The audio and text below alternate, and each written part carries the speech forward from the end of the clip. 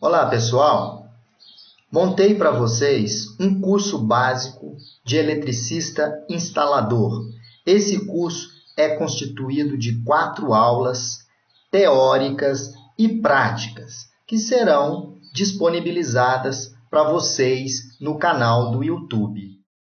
Bom, vamos para a aula 2 do curso básico instalador de baixa tensão. Essa aula é relativa aos conceitos de geração, distribuição e potências elétricas. A eletricidade, pessoal, se manifesta de diversas formas, através de um efeito magnético, térmicos, luminosos e químicos, como, por exemplo, o aquecimento de uma resistência, para esquentar, na verdade, a chapa de um ferro de passar, aí a gente tem a energia térmica, a luz de uma lâmpada, que é a energia luminosa, e a rotação de um motor, é a energia mecânica. Então, veja bem que a eletricidade ela se manifesta de diversas formas, né? Através de efeito magnético, térmico, luminoso, químico, né? O aquecimento de um ferro de passar roupa, a energia térmica, a energia luminosa e a energia mecânica que faz o motor elétrico entrar em rotação.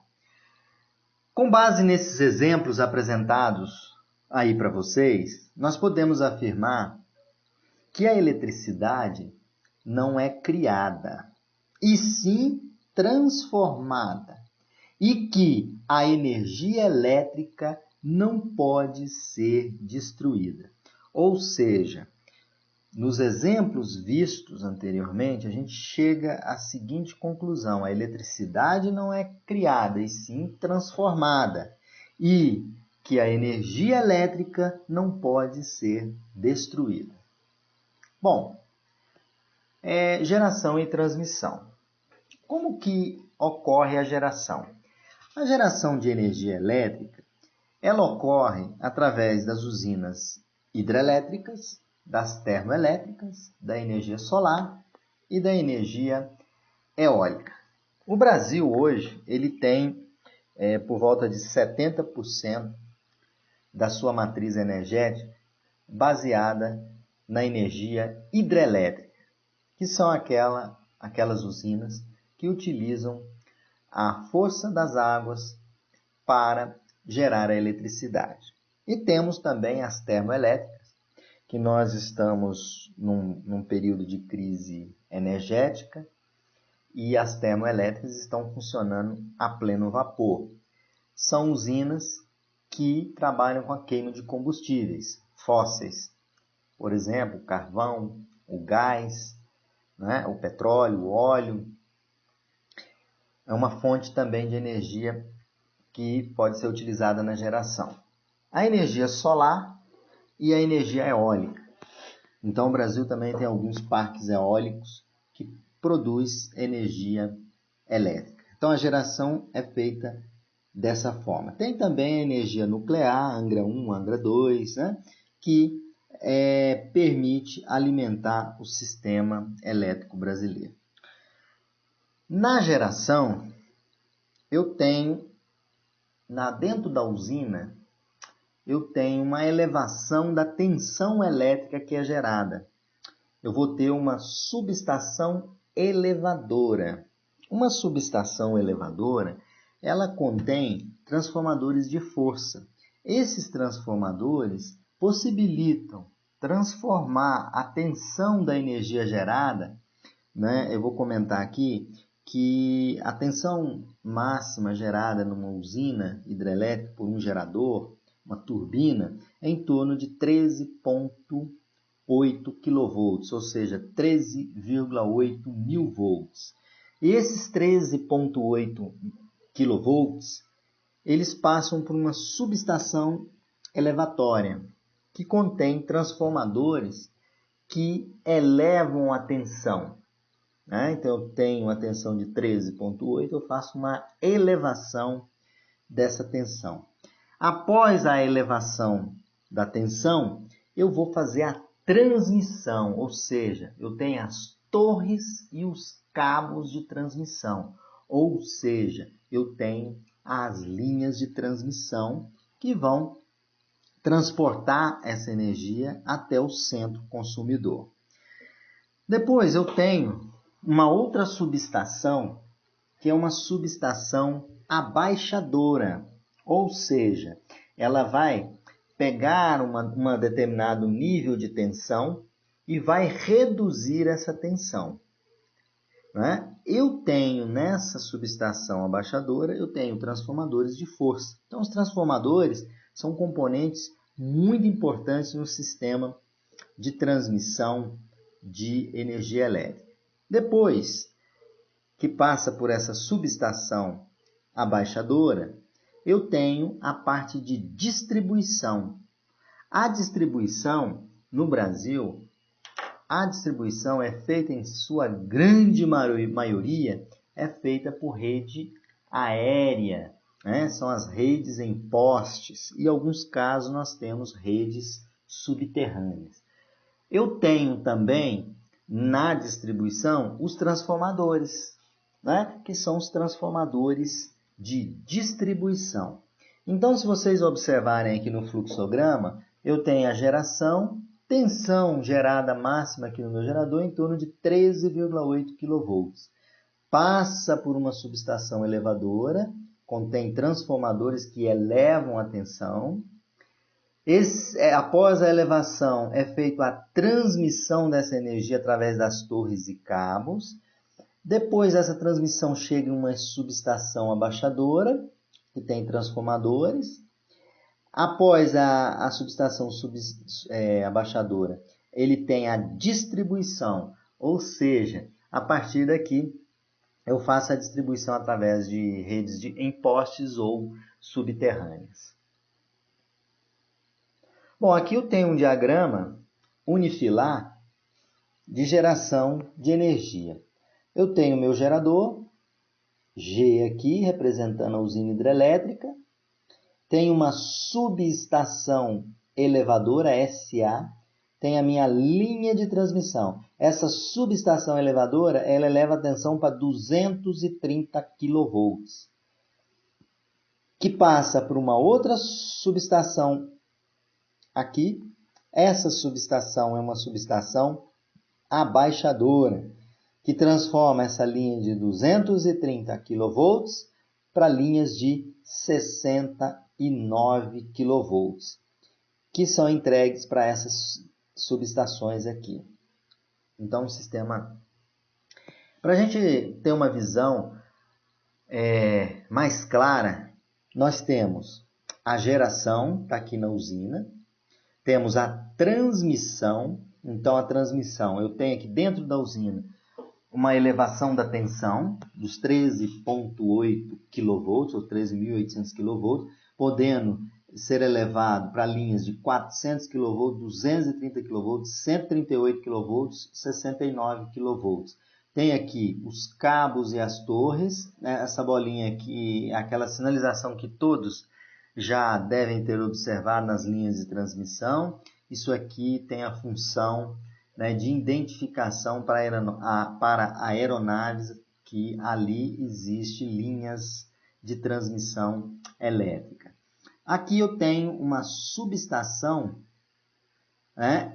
Essa subestação aqui é uma subestação abaixadora. Então ela recebe toda a energia da linha de transmissão, por exemplo, em 230, 138 ou 69, né? Ela faz a redução, ela reduz aqui para 13,8 kV e eu faço a distribuição através de postes, nesse caso aqui, faço a distribuição.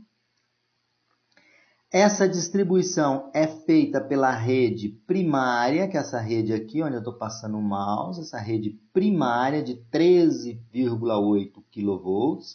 Aí eu tenho aqui um transformador que faz a transformação de 13,8 para 380, por exemplo, barra 220, ou seja, 3 fases mais neutro. E aqui eu tenho o ponto de consumo, estou alimentando, por exemplo, essa edificação. Então, veja, gerei na usina, lá tem uma subestação elevadora interna, elevei lá na casa de máquina, na casa de força, elevei a tensão, transmiti pela linha de transmissão, cheguei numa subestação abaixadora, que é constituída de transformadores, abaixei para 13,8 e joguei na rede de distribuição, que é a rede de distribuição primária. Eu tenho trafo, que é o transformador no poste, que converte de 13,8 kV, dependendo da localidade, 220, 127, ou no caso nosso aqui de Brasília, 380/220.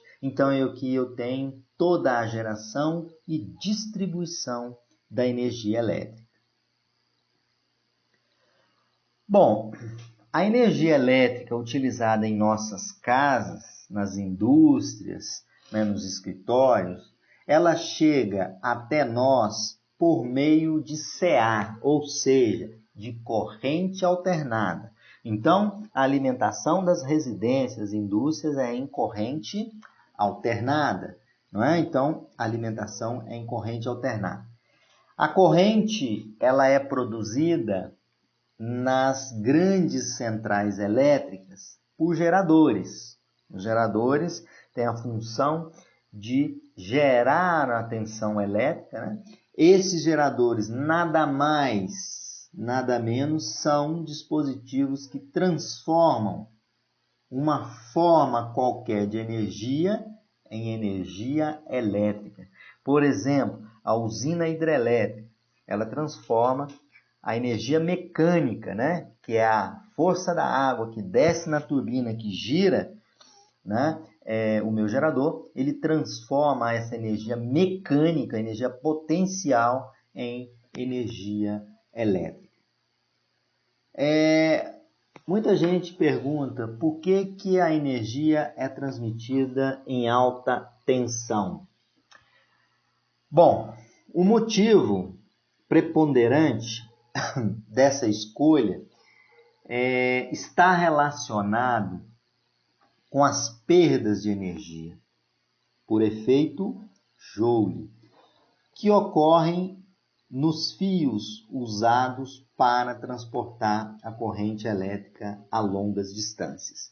Porque pela lei de Ohm, a resistência é a resistividade vezes o comprimento da linha, dividido pela seção transversal do meu condutor. Então, eu vou transmitir em alta tensão para minimizar a perda por efeito Joule.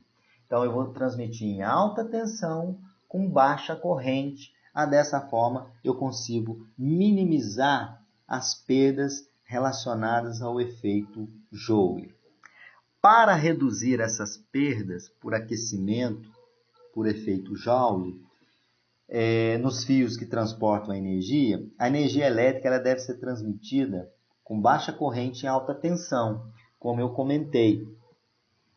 Então, alta tensão e baixa corrente. Isso minimiza o efeito Joule, ou seja, reduz as perdas. Então, toda a linha de transmissão, né, longa distância, ela é transmitida em alta tensão. Lembrando que lá no gerador, o máximo que ele gera é 13,8 kV, né? Ou seja, 13.800 volts. Isso é elevado na usina pelos transformadores. Vamos supor que eu elevo isso para 138.000 volts. Então, eu vou transmitir em alta tensão com baixa corrente para minimizar o efeito Joule. O valor da alta tensão usada em cada caso, né, depende da potência a ser transmitida e da distância, né? Vai depender da potência e da distância entre a usina hidrelétrica e o centro de consumo e o local de consumo, né? São usados, então, já tinha mostrado no desenho anterior, tensões de 100 kV, 250 kV, 480 kV. E atualmente já podemos observar que tem linhas de transmissões projetadas com até 1000 kV. Bom, aqui tem um outro desenho que eu quero explicar para vocês, que é a distribuição da energia. Então, vocês podem observar aqui no início do desenho, eu tenho uma linha de transmissão chegando numa subestação redutora. Essa subestação recebe a linha de transmissão vinda da usina hidrelétrica e faz uma redução da tensão. Nesse meu exemplo, essa barra, esse barramento aqui, vamos dizer assim, é uma redução para 13,8 kV, ou seja, 13.800. Com 13.800 volts, eu posso alimentar diretamente indústrias, prédios de grande porte. Não é? Por que a indústria? Geralmente, fábrica de cimento, indústria siderúrgica, eu posso alimentar em 13,8 kV. E também prédios, instituições de ensino de grande porte são alimentados diretamente com 13,8 kV. Obviamente, dentro das indústrias, desses prédios aqui, você tem transformadores internos que reduzem a tensão para 380/220 ou 220/127. Então, aqui são grandes consumidores que são alimentados diretamente pela tensão primária de 13,8. Do outro lado aqui, eu tenho a simbologia do meu transformador, que é um elo, né? 2 elos de corrente. Vocês podem observar que aqui entra 13,8 e esse 13,8 ele é reduzido pelo transformador na rede que a gente chama de rede secundária, 220/127. Olha só, estarei alimentando casas, prédios pequenos, né? Então, 2 tipos de consumidores. Os consumidores industriais, os prédios de grande porte, sendo alimentados pela tensão primária de 13,8. E aqui os pequenos consumidores, casas, prédios, apartamentos, né? Alimentados por uma tensão secundária de 220/127 ou 380/220.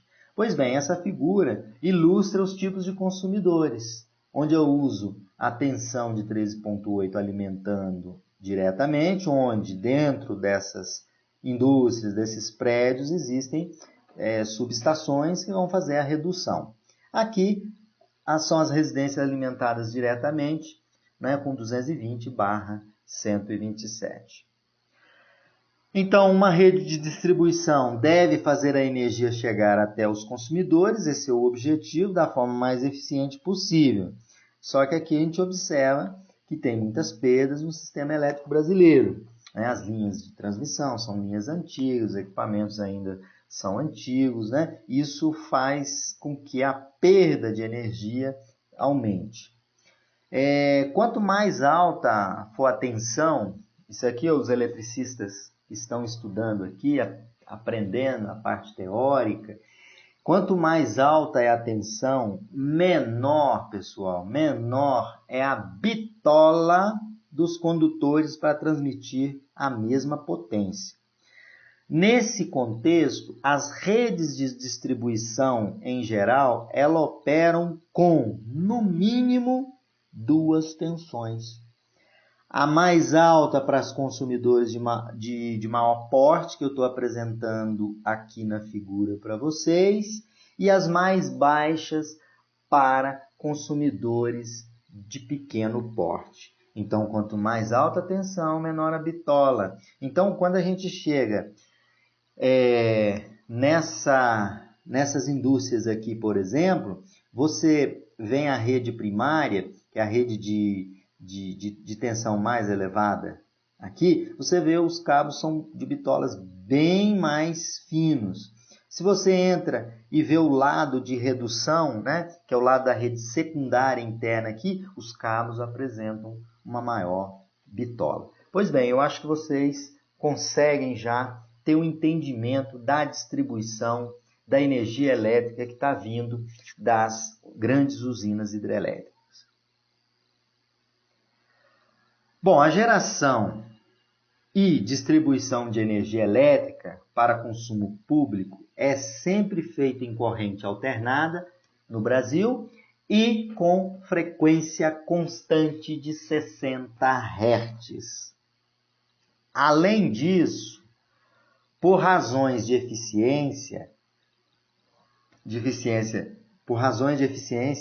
a geração sempre é feita de forma trifásica.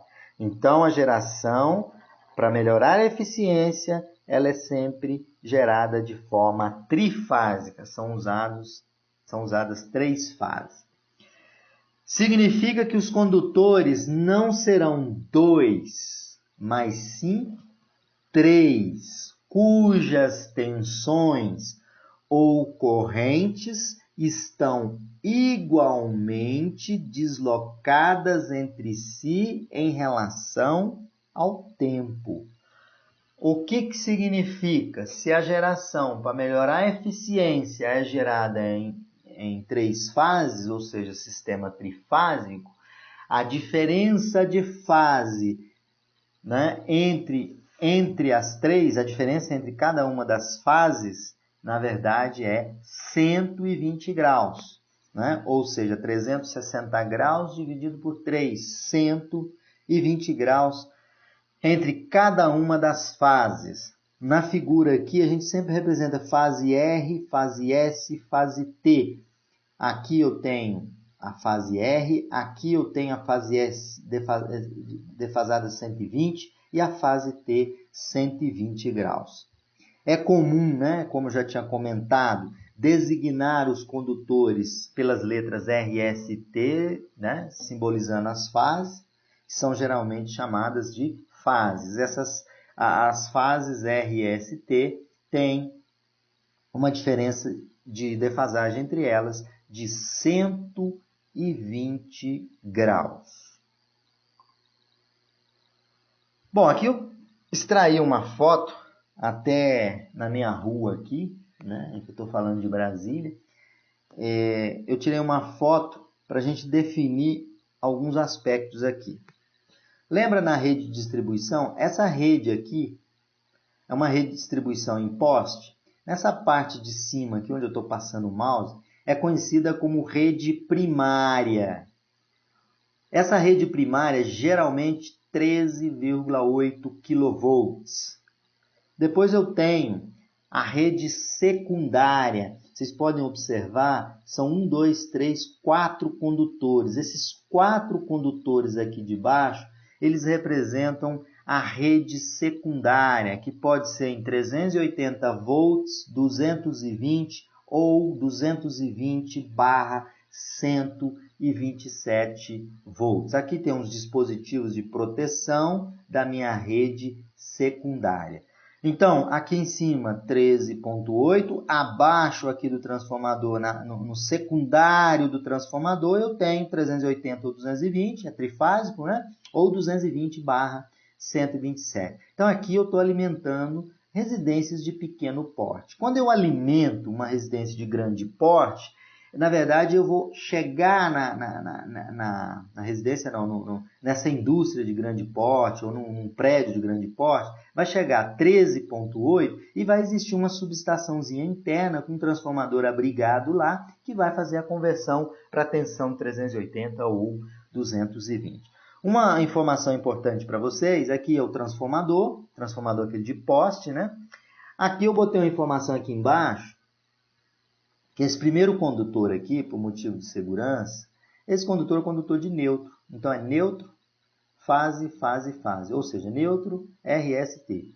Ok? Então, essa rede vocês conhecem, vem muito pelo Brasil. Tem a linha primária aqui, a 13,8. Vocês podem observar aqui que o condutor aqui ele é menos espesso que o condutor aqui. Já tinha comentado, quanto maior a tensão, menor a bitola.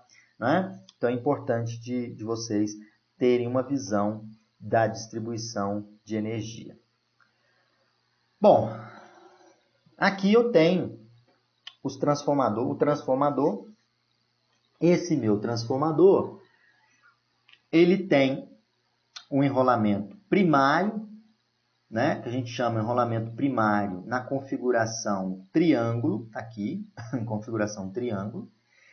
Essa barrinha aqui no meio representa a isolação entre as bobinas do primário e do secundário, né?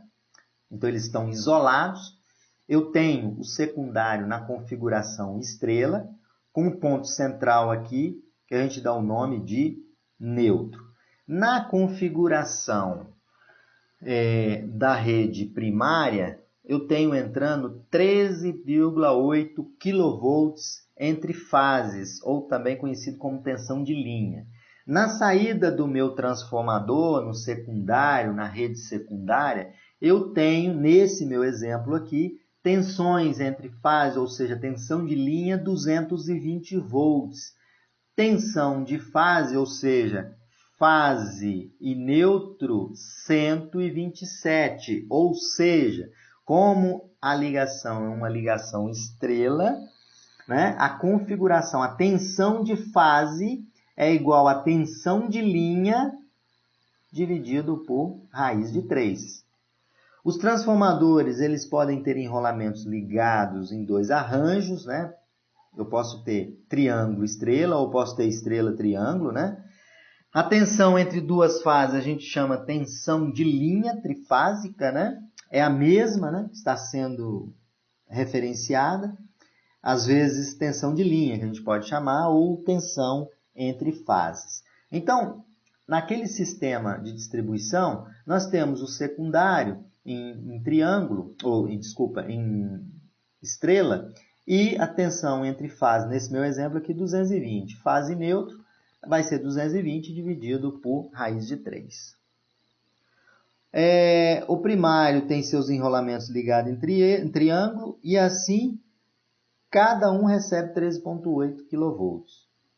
Poderia ser também estrela, mas foi colocado dessa forma para visualizar as diferenças entre os transformadores. Aqui, triângulo e aqui, estrela. Exemplificando aqui, novamente, para a gente tirar algumas relações importantes para você que quer ser um eletricista, tem que entender alguns cálculozinhos. Eu tenho o condutor de nêutron, que ele é geralmente ligado a um aterramento, ficando, portanto, com um potencial nulo em relação à Terra. Então, as concessionárias, né, têm o ponto de nêutron aterrado e em cada padrão de entrada é solicitado o aterramento do nêutron. O condutor de nêutron, então, ele é geralmente aterrado, ficando, portanto, com um potencial no nível de terra. Nesse meu exemplo, eu tenho 220 volts entre fases. Como que eu calculo esses 220 volts entre fases? Se você pegar a tensão entre neutro e fase, ou fase e neutro, é 127. Como o sistema é trifásico, raiz de 3 vezes 127 vai me dar 220. Pode fazer a continha aí que vai estar 220. Esse arranjo ele dá uma flexibilidade na ligação aos consumidores, né? Para a maioria dos consumidores de pequeno porte, basta 127 ou 220, dependendo da região, né? Fase neutro, que é chamada de ligação monofásica. Claro que tem consumidores com 2 fases, que é o bifásico, com 3 trifásicos.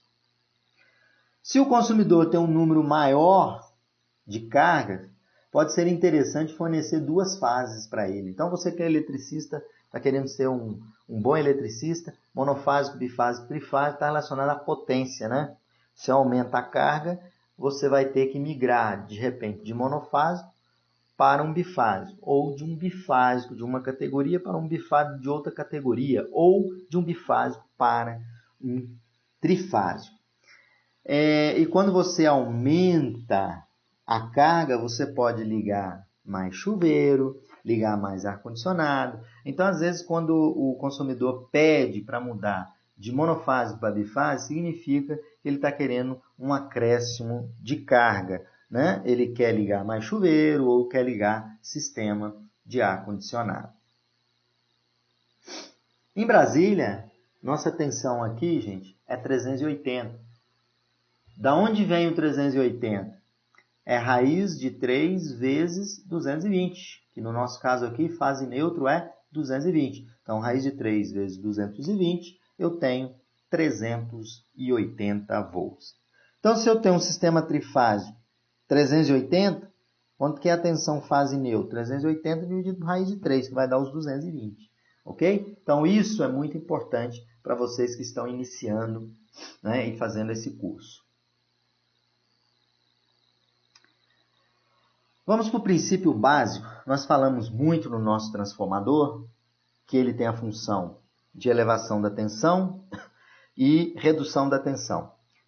Nesse caso, é necessário a gente ter um entendimento do transformador. Então, eu botei um transformador básico aqui, onde eu tenho a tensão no primário, mais e menos, aqui alternada.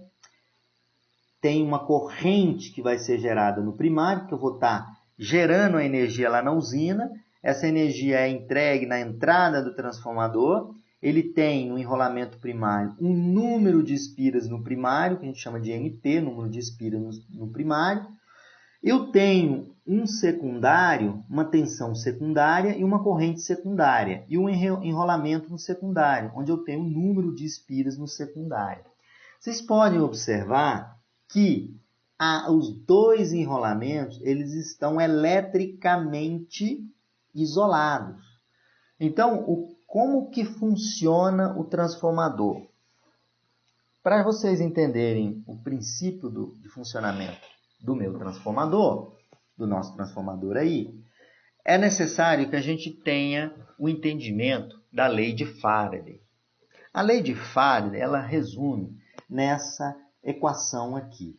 Nessa equação eu tenho a tensão é igual a menos N, onde N é o número de espiras, vezes a variação do fluxo em relação ao tempo. Bom, o que significa essa lei de Faraday? Significa o seguinte: se eu aplicar uma tensão alternada aqui no meu secundário, o que vai acontecer? Vai circular uma corrente nas espiras do primário. Essa corrente vai gerar aqui no meu material magnético aqui, vai gerar um fluxo magnético. Então, veja bem, eu aplico uma tensão alternada, essa tensão alternada gera uma corrente e gera um fluxo magnético. Esse fluxo magnético circula aqui no meu entreferro, que é chamado. Circula nesse entreferro. E nesse entreferro eu tenho conectado a bobina do meu secundário. Como tem um fluxo que circula por essa bobina secundária, essa variação de fluxo, olha aqui, atenção, essa variação de fluxo produz nos terminais do meu lado secundário e induz uma tensão elétrica, diferente da tensão elétrica do primário, diferente em relação ao nível dela. Eu posso ter um transformador 13.8 para 380/220. Então, o princípio de funcionamento é baseado na lei de Faraday. Eu aplico uma tensão alternada no primário, essa tensão induz uma corrente, essa corrente induz um fluxo magnético no entreferro. Esse fluxo magnético aqui no núcleo do transformador, ele induz uma tensão no secundário. Essa tensão induzida é proporcional ao número de espiras do meu secundário. Esse sinal negativo é a lei de Lenz, né? Que o fluxo ele é contrário. Eu tenho uma expressão aqui em cima relacionada ao meu transformador, que é uma expressão bem simples e muito importante. O número de espiras no primário dividido por o número de espiras no secundário, olha só o que essa relação diz, essa é a relação de transformação. O número de espiras no primário dividido por o número de espiras no secundário é igual a tensão no primário dividido pela tensão no secundário, que é igual a corrente no secundário dividido pela corrente no primário. Essa relação a gente chama relação de transformação do meu transformador. Vamos imaginar que eu tenho um transformador de, um exemplo, de 13,8 para 138 volts. Qual é a relação de transformação? É a tensão no primário, 13,8 kV, dividido, né, por 13,8. Vamos dar um exemplo assim. Qual seria a relação de transformação? Seria 10.000, que é o número de espiras do secundário sobre o número de espira do... Na verdade, é o número de espira do primário sobre o secundário, que é igual tensão do primário sobre a tensão do secundário. Só dividir a tensão que você tem no primário pela tensão que você tem no secundário. Ou você quer projetar um transformador, qual a tensão que você quer na saída? Eu quero 220. Qual a tensão de entrada? A tensão de entrada é 2.200. Aí a gente consegue calcular a relação de transformação. Então, assim, de uma forma bem simples e didática, eu acho que vocês tiveram entendimento, né, da relação de transformação no meu transformador e o princípio básico de funcionamento do transformador. Um transformador, reforçando, é um dispositivo que transforma uma corrente alternada senoidal, lei de Lenz e Faraday, com uma determinada tensão numa corrente elétrica senoidal, com uma tensão eventualmente diferente na amplitude, sendo essa transformação realizada através da ação de um fluxo magnético, que é a aplicação da tensão aqui no meu primário, né? Vai induzir uma corrente, essa corrente gera um fluxo magnético. Como eu tenho um material aqui, um núcleo do transformador entreferro, esse fluxo magnético ele passa por todo o meu entreferro e atinge o secundário, induzindo nos terminais do primário uma tensão. Esse é o princípio básico de funcionamento de um transformador. Aqui tem algumas fotos de transformadores de distribuição. Tem aqui, onde eu estou passando o mouse, um transformador trifásico de poste. Sua potência varia de 15 a 112,5 kVA, que é kVA. Tenho do outro lado aqui um transformador também de distribuição, só que é um transformador abrigado, trifásico, ou seja, ele fica numa subestação interna. Naquele exemplo da distribuição, posso colocar num prédio de grande porte, num consumidor de grande porte, uma subestação com um transformador abrigado. Aqui já é o transformador de poste. Aqui embaixo tem um diagrama que a gente chama de diagrama unifilar, para vocês terem um entendimento. E fechar a parte de transmissão e geração, de geração e transmissão e distribuição. Então, vocês têm aqui o sistema de geração, tem o meu gerador gerando 13,8 kV, tem o meu transformador aqui elevador, então vocês podem observar, de 13,8 eu elevei aqui na saída do meu transformador para 138 kV, eu transmito de 138 kV até essa segunda subestação, né, através de uma linha de transmissão. Nessa subestação eu tenho um transformador abaixador, que ele abaixou de 138 kV para 13,8 kV.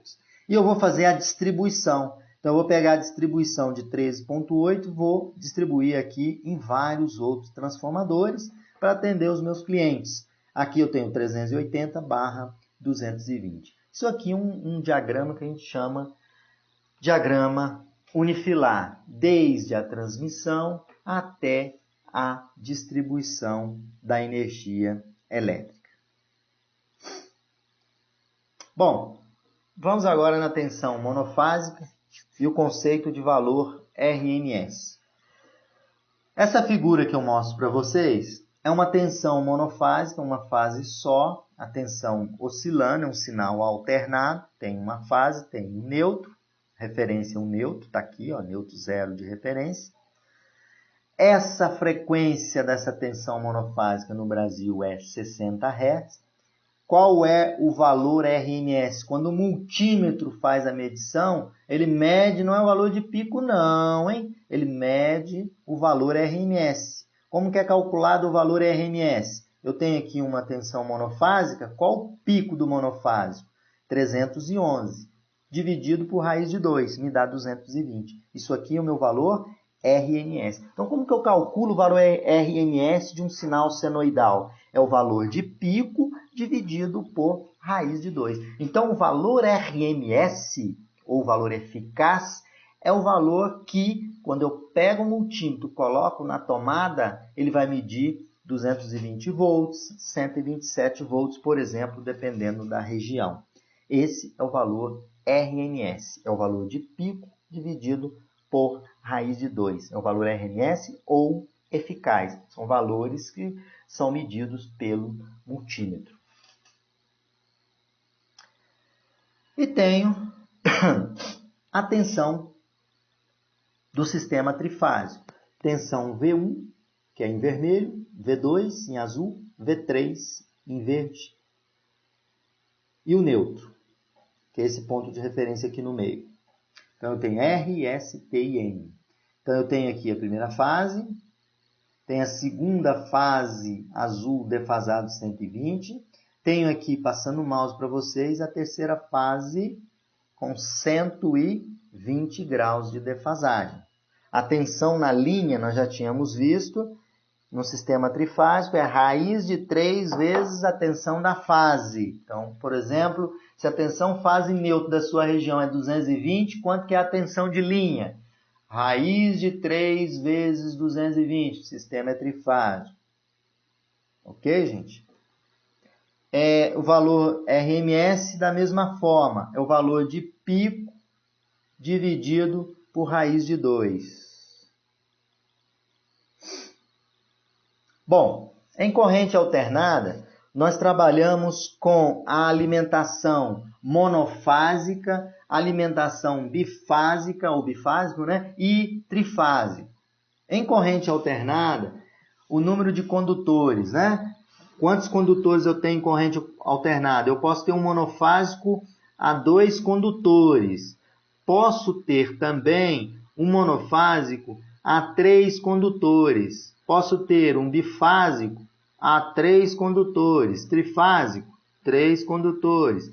E posso ter um trifásico a 4 condutores. A figura aqui, que surgiu aqui para vocês, ilustra os sistemas monofásicos. Por exemplo, monofásico a 2 condutores. Eu tenho duas situações, linha e neutro, e tenho um monofásico linha, linha, ou seja, fase, fase.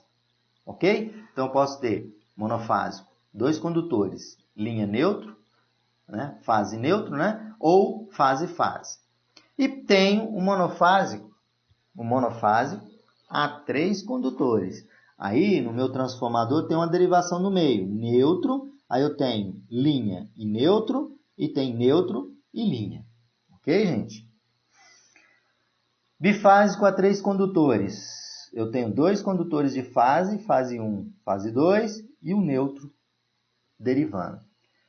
Sistema trifásico, posso encontrar a 3 condutores e com 4 condutores. O que nós temos no Brasil é a 4 condutores, porque o neutro é aterrado, tem um neutro de referência, então a ligação em estrela. Então eu tenho aqui, ó, 1, 2, 3, 4 condutores, linha, linha e linha, linha 1, linha 2 e linha 3. Né? Então eu tenho aqui também 1, 2, 3, uma configuração em triângulo a 4 condutores e aqui uma configuração trifásica a 4 condutores. A 3 condutores não tem essa derivação aqui do meio, onde eu estou passando o mouse para vocês. Tensões de alimentação de equipamentos no Brasil. Nós temos no Brasil locais monofásicos 220, monofásico 120, né? 127. Então, os monofásicos, nós encontramos de 110 alimentações, tensão nominal, de 110, 115, do 120, 127, 220. Trifásico, encontramos trifásico a 220, trifásico a 380. Em Brasília, o trifásico 380. E encontramos também trifásico 440 volts, principalmente em indústria. O trifásico de indústria a gente encontra 440 volts. Aqui eu tenho ligações elétricas típicas de cargas na rede secundária trifásica. Eu quis colocar essa figura aqui porque as pessoas às vezes ficam em dúvida. O sistema é trifásico, mas você está dizendo que o circuito lá é monofásico? Existem cargas monofásicas, bifásicas e trifásicas. Então o objetivo desse desenho é apresentar para vocês como que eu ligo as cargas. Por exemplo, eu tenho uma carga monofásica. Essa máquina de lavar é monofásica. Onde eu vou estar ligando o neutro e a fase 1. Está aqui, ó. Liguei. Meu sistema é trifásico, mas eu liguei fase 1 e neutro. Chuveiro. Bom, chuveiro ele é monofásico. Então eu liguei aqui o neutro e liguei a fase. Vou alimentar vou alimentar um motor elétrico. Esse motor elétrico é trifásico, por exemplo. Então eu vou ligar as três fases. Fase 1, fase 2 e fase 3. Isso é exemplo de uma carga trifásica. Todas essas cargas, olha, máquina de lavar, chuveiro e motor, eles devem estar aterrados. O aterramento para dar proteção contra contatos indiretos, né? Aqui eu tenho o secundário do transformador da concessionária. A concessionária ainda me pede que eu faça na entrada o quê? Aterramento do neutro. Aqui tem meu transformador, né? Trifásico. Tem os bornes do primário, aqueles bornes onde vai entrar a alimentação primária. E aqui eu tenho os bornes no secundário. Outra ligação típica também. Aqui uma ligação típica para 220 trifásico, né? Da mesma forma, só que agora a minha carga monofásica da minha máquina ela é 127. Está ligando neutro e fase. O meu chuveiro agora ele é 220. Então, fase e fase. Meu motor agora é trifásico 220. Está aqui, ó, fase e fase. Lembrando, todas as cargas devem estar ligadas no sistema de aterramento. E o transformador, como eu tinha mostrado, os bornes secundários e os bornes do primário. Fornecimento de energia. Eu tenho fornecimento monofásico, feito a 2 condutores, uma fase neutro, com tensão 110, 127 ou 220, alternado conforme a localidade do Brasil que você está. Aqui eu tenho alimentação bifásica, feita a 3 condutores, condutor de neutro, fase e fase. Pode ser uma alimentação bifásica, 110 ou 127 entre fase e neutro, e 220 entre fase e fase. No caso de Brasília, nós temos um bifásico 380. Tensão entre fases 380, fase neutro 220. Então, é um exemplo de alimentação bifásica. E a outra alimentação trifásica, né, feita a 4 condutores, fase e neutro. Então, fase neutro pode ser 110 ou 127 alternado, né, e entre fase 220. No caso de Brasília, eu não uso essa alimentação entre fase 220. Eu uso entre fase 380, fase neutro 220. Então, o padrão de entrada ele vai depender do tipo da carga, né? Se é uma residência de baixa carga, né, uma carga pequena, vai ser um monofásico. À medida que a carga vai aumentando, o seu sistema de fornecimento tem que crescer de monofásico para bifásico ou de bifásico para trifásico. Bom, aqui eu tenho o recebimento do fornecimento. Então, eu tenho aqui o meu padrão de entrada, né? Eu tenho aqui o isolador de Roldana. Nesse isolador aqui, eu entro com alimentação, tá? Tem a minha bengala aqui, onde a alimentação vai descer por aqui, chegar até a caixa de medição, onde eu tenho o relógio instalado aqui, o medidor. Lembrando que aqui embaixo, eu até mostrei para vocês, tem uma haste de aterramento, é obrigatório. O que tem que fazer aqui? O neutro é aterrado nessa haste, senão a concessionária não faz o ligamento da energia. Tem aqui o poste, né? Vocês podem ver o poste aqui do padrão de entrada. Tem uma cinta aqui que prende a minha roldana. A alimentação chega aqui, desce por aqui, entra no relógio. Do relógio passa pelo medidor no relógio, né? E desce, sai aqui para alimentar a residência. Uma vez determinado, aqui está dizendo o seguinte, que uma vez determinado o tipo de fornecimento, pode-se determinar também o padrão de entrada, que vem a ser o poste com o isolador, roldana, a bengala, a caixa de medição, a haste de aterramento, que devem ser instalados de acordo, gente, com as especificações da concessionária aonde vocês estão trabalhando, né? Para o determinado tipo de fornecimento. Bom, se a instalação elétrica estiver correta, a concessionária instala e liga o medidor e o ramal de serviço. Se tiver aqui, essa haste de aterramento não tiver instalada, nada feito, não é feito a ligação da energia elétrica nessa residência. Bom, agora vamos aos componentes, né, da minha distribuição. Vamos lá. Então eu tenho aqui o meu poste. Essa rede é o que, gente? Onde eu estou passando mal. É a rede primária. Então eu tenho, primeiro componente, ramal de serviço. Olha o padrão de entrada. Isso aqui é chamado ramal de serviço. Olha a roldana aqui. Essa roldana prende ali o meu cabo que está descendo. Aqui eu desço a conexão dele, passo pela bengala, ela desce, passa pelo medidor. Veja que o meu medidor ele é aterrado. O neutro é aterrado aqui na caixa. Então aqui é o ramal de serviço. Aqui eu tenho um circuito terminal. Ó, já dentro da residência tem uma tomada ligada nesse circuito. É o circuito terminal. Tem o quadro de distribuição, esse quadro aqui, ó, ele vai fazer a distribuição dos circuitos, ó, é o chuveiro aqui ó, ligado, passando pelo quadro de distribuição. E tem um circuito de distribuição, esse circuito que sai do meu relógio, do meu medidor, e vai até o quadro de distribuição. Né? Esse circuito é chamado circuito de distribuição. E aqui eu tenho minha haste de aterramento. O neutro é sempre obrigatório aterrado aqui no painel da concessionária, no medidor da concessionária. Então, dessa forma, a gente tem aqui já uma visão e definições de alguns elementos importantes. O ramal de serviço está aqui, faço a conexão do ramal de serviço, desço pela bengala aqui, né? Chega até o medidor e tenho que aterrar o neutro aqui. Se tiver algum detalhe faltando na conexão aqui, a haste, por exemplo, não está conectada, a concessionária não faz a ligação da energia. Só voltando aqui, olha, circuito terminal é aquele circuito onde a carga está conectada, ok?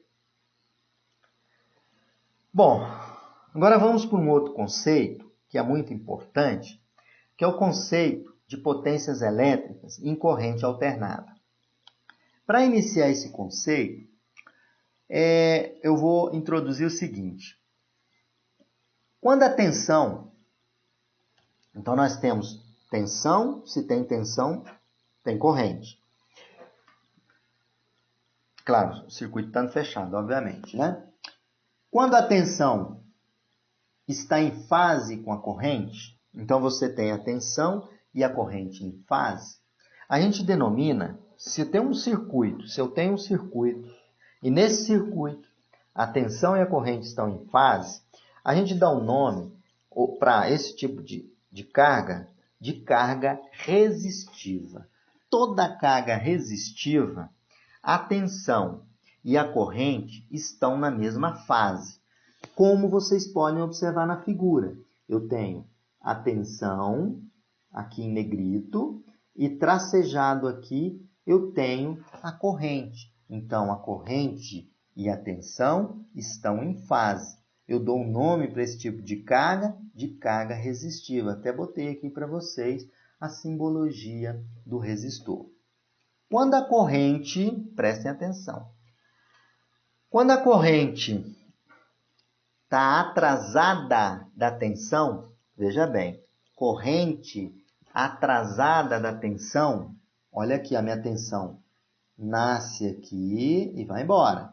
A minha corrente, ela nasce defasada da corrente, né? Então, a corrente está atrasada de um deslocamento da tensão, a carga é denominada de carga indutiva. Então, na carga indutiva, a corrente está o quê? Atrasada. Vocês podem observar que a tensão começa nesse ponto aqui e a corrente atrasada começando nesse ponto aqui.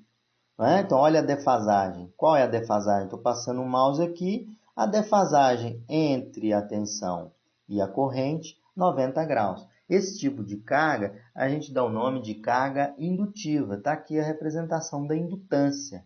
A gente dá o nome de reatância, reatância indutiva. Que tipo de carga é indutiva? O motor elétrico tem característica indutiva, né? Então, o motor elétrico ele tende a atrasar a corrente, o motor, na verdade, a corrente do motor, ela está atrasada em relação à corrente. Né? Se a carga é puramente indutiva, esse atraso é 90 graus. Bom, aqui é que vem o que a gente chama pulo do gato. Né? Se a tensão está adiantada da corrente no indutor, ou seja, na carga indutiva, né? A corrente está sendo atrasada em relação à tensão. Se eu fizer uma multiplicação, né, da tensão vezes a corrente, o que é tensão vezes corrente? É a potência. Né? Eu vou ter um efeito aí que eu vou explicar. Mas eu vou fazer essa multiplicação para esse exemplo aqui. Ó. Essa carga não é resistiva? Carga resistiva é tensão e corrente em fase. Se eu multiplicar esse pico de tensão vezes esse pico de tensão, de corrente, vai dar positivo. Aqui, olha, voltando aqui embaixo. Negativo vezes negativo dá positivo. Então, a potência toda fica na parte positiva do eixo. Então, vai me dar um resultado, um morrinho para cima aqui e outro morrinho aqui, ó, acompanhando o mouse. Ok? Carga resistiva, toda a potência é positiva. Quando a carga é puramente indutiva ou ela é simplesmente indutiva, existe uma defasagem da corrente. A corrente está atrasada da tensão. Olha o efeito aqui mostrado na figura. Então, eu tenho a tensão e tenho aqui a corrente. Então, veja que a tensão está adiantada, a tensão começa aqui, a corrente começa aqui. Olha só, esse pico vezes isso vai me dar esse valor aqui de cima, ó, potência. Tensão vezes corrente, potência. Prestem atenção, pessoal, quando chega nesse ponto aqui, o que acontece? Ó, nesse ponto aqui, a tensão é negativa, correto? E quanto que vale a corrente? A corrente é positiva. Positivo vezes negativo dá o quê? Dá negativo. Então, o produto tensão vezes corrente, com a corrente defasada de 90 graus, você tem a geração aqui matematicamente de uma potência negativa. Essa potência negativa a gente chama de potência reativa. A potência reativa é encontrada em motores elétricos, transformadores, tudo aquilo que tem enrolamento, que tem indutância. O outro ponto que eu quero colocar para vocês, eu posso ter o seguinte comportamento.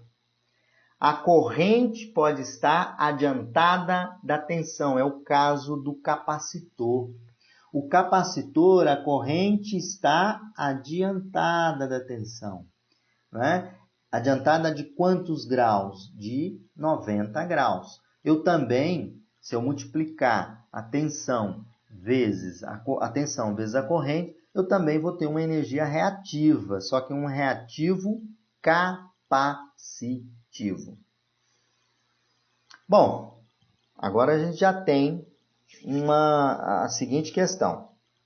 Se a carga é resistiva, eu não tenho defasagem de corrente e de tensão.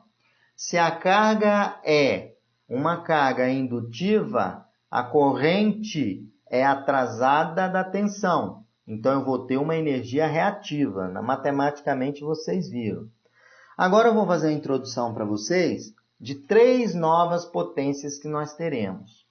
Eu criei aqui para vocês, eu fiz um desenho de um triângulo. Esse triângulo, eu estou passando o mouse, é chamado de triângulo de potências. Eu vou definir a hipotenusa desse triângulo como sendo a potência aparente, que eu vou chamar de S.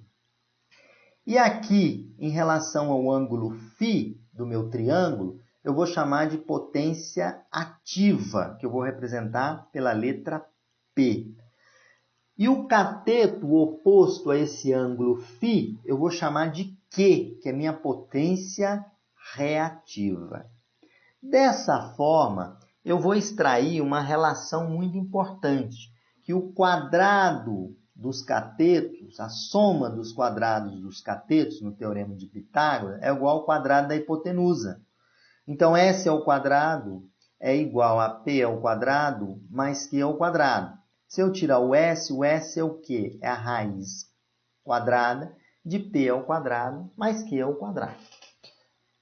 Eu vou extrair uma relação aqui desse triângulo muito importante, que eu vou chamar de fator de potência, que é o cosseno de φ. Cosseno de φ. O que é o cosseno de φ? É o cateto oposto. O cosseno de φ é o cateto adjacente P dividido pela hipotenusa S. O que significa esse ângulo φ? Esse ângulo φ, nada mais, nada menos, é a diferença de fase entre a tensão e a corrente. Entendeu? Se é uma carga resistiva, qual é a diferença aqui desse ângulo? Esse ângulo é quanto? É zero, não tem defasagem entre tensão e corrente. Se esse ângulo é zero, o cosseno de zero é 1. Ou seja, numa carga puramente resistiva, o S é igual ao P. Eu não tenho a energia reativa. Correto? Então, o cosseno φ, conhecido como fator de potência, é a relação entre a minha potência ativa, que é aquela que realiza trabalho, dividido por minha potência aparente. Aqui no segundo triângulo, eu coloquei as unidades. O S, que é minha potência aparente, é dado em volt-ampere. A minha potência P, que é a minha potência ativa, aquela que gera trabalho, ela é dada em watts, ou watts, né? E a minha potência Q é volt-ampere reativo. Agora eu vou tirar as relações aqui. Eu não disse que cosseno de φ é P sobre S? Então eu posso dizer que P é igual a VI cosseno φ, correto? E posso dizer que meu S é V vezes I. Então, se cosseno de φ é igual a P sobre S, eu posso dizer que P é VI cosseno φ, porque S é VI. Então, VI cosseno φ. E posso dizer que o meu Q aqui é seno de φ é igual a cateto oposto sobre hipotenusa. Então, vai ser VI seno de φ. Essas 3 relações, estou passando o mouse, valem para sistema monofásico ou bifásico. Do outro lado aqui, é válido para sistema trifásico. Qual é o S? Qual é a potência aparente no sistema trifásico? S é igual a raiz de 3VI. Tem aquele raiz de 3 multiplicando. E o P? O P, o sistema trifásico, é raiz de 3VI cosseno φ. E o Q? É raiz de 3 VI seno φ. Isso, essas 3 aqui onde eu estou passando o mouse, quando o meu sistema é trifásico. Dos 3 aqui do outro lado aqui, o sistema monofásico ou bifásico. Bom, Tem essa figura aí, todo professor usa essa figura para as pessoas conseguirem ter um entendimento do que é a potência ativa, o que é a potência aparente e a reativa. Bom, o que a gente coloca é o seguinte, que potência ativa é aquela potência que efetivamente realiza trabalho. A potência reativa, ela não realiza trabalho e toda potência reativa é devolvida para a rede. E essa devolução para a rede elétrica, a cada ciclo de 60 Hz, pode provocar quedas de tensão nas linhas de transmissão. Essa energia reativa, ela ocorre devido aos motores elétricos, por exemplo, né? E para não existir a reativa, a carga tem que ser puramente resistiva, por exemplo. O chuveiro elétrico é uma carga puramente resistiva, tensão e corrente em fase. O motor elétrico é uma carga indutiva, que vai me dar uma potência reativa. Então, para entendimento, quando você pede um copo de chopp, que está aqui mostrado, você paga por esse copo de chopp, por exemplo, R$10 nesse copo de chopp. Olhando para esse copo de chopp, vamos encontrar o nosso triângulo de potências. Esse copo de chopp, ele tem a espuma, está aqui, ó, passando o mouse, a espuma, tem a parte líquida. Dessas duas, qual que vocês acham que realiza trabalho? Essa parte líquida ou a espuma? Se eu beber espuma o dia todo, não vai realizar trabalho. O que é o trabalho com o copo de chopp? Eu vou ficar bêbado. A pessoa paga R$10 para ficar bêbado, por exemplo. Então, a minha energia ativa, aquela que realiza trabalho, é o líquido, é a potência P, medida em watts.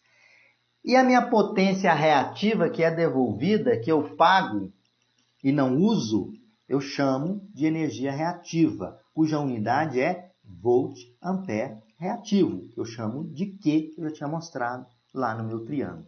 Só que eu pago não só pelo P, eu pago pelo P e pelo Q. Então, eu vou pagar o Q? O S. Eu pago volt-ampere. Então, quando você compra um copo de chopp, parte do copo de chopp é desperdiçado. Você está pagando e não está consumindo. Não só o copo de chopp, mas uma latinha de cerveja. Não tem o gás, não tem a espuma, né? Então, a energia funciona dessa forma. Então, quando você tem uma carga indutiva, um motor, ele é uma carga indutiva. A cada ciclo, o motor ele funciona da seguinte, para vocês entenderem. O motor, você aplica nele uma tensão alternada, né? Essa tensão faz com que o motor entre em giro. Mas onde você aplica essa tensão? Você aplica essa tensão na armadura do motor, que é no estator. Aí, essa tensão aplicada no estator vai induzir um campo magnético, que a gente chama de campo girante. Esse campo magnético, que é o que gera esse campo girante, vai fazer com que o meu rotor entre em movimento. Então, eu vou precisar no motor um campo magnético para dar um start inicial. Só no start inicial. Após isso, esse campo magnético ele é devolvido a cada ciclo de 60 Hz para a rede. O que é essa devolução, né? No nosso copo de chopp aqui? É a espuma que não realiza trabalho. Mas existe uma forma na engenharia elétrica de reduzir de melhorar o fator de potência, na verdade, aumentar o fator de potência, né? O fator de potência, o valor máximo é 1, né? Que é cosseno φ igual a 1. Então, a energia aparente, a potência aparente, o quadrado é igual a raiz quadrada de Q ao quadrado mais P ao quadrado. Quando é que o Q aqui vai ser zero? Quando não tiver espuma, ou seja, quando não tiver energia reativa. Exemplo de circuitos de potências elétricas. Eu tenho a potência térmica do chuveiro. O chuveiro é puramente resistivo. Tem ali a geração de energia térmica, né? Vou aquecer a água para tomar um banho. E tem a potência reativa do motor elétrico. O motor elétrico ele é uma potência reativa, ele tem potência ativa e reativa. Ele gera energia mecânica. Potência pode ser ativa e reativa, ou somente ativa. As lâmpadas. Se a lâmpada é incandescente, a potência é puramente ativa, ou seja, a carga é resistiva. Se for uma lâmpada compacta, uma lâmpada fluorescente, ela tem carga ativa e reativa. Pois bem, gente, agora vamos para a nossa parte prática. Nessa parte prática, eu vou mostrar para vocês uma rede de distribuição, onde eu vou identificar e mostrar no vídeo para vocês a rede primária e a rede secundária. E vou mostrar para vocês a potência ativa e reativa em um motor elétrico. Um abraço a todos, até a próxima aula 3.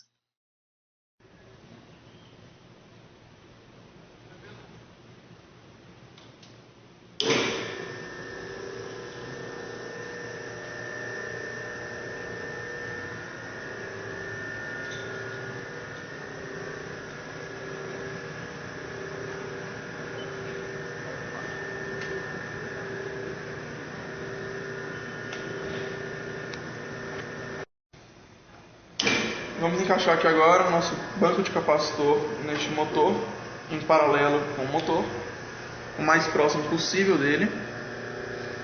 Aqui nós temos dois capacitores, um de 12 micro e um de 20 micro, totalizando 32 micro. Aqui nós temos a potência, de aproximadamente 100 watts, como a gente viu, sem o banco de capacitor. E aqui nós temos a corrente. Bem, quando estávamos sem os capacitores, a corrente estava atrasada em relação à tensão. Quando a gente coloca os capacitores no circuito, a gente tenta ajustar essa perda. Então, para adiantar a tensão em relação à corrente. Aí, sendo assim, temos a corrente sendo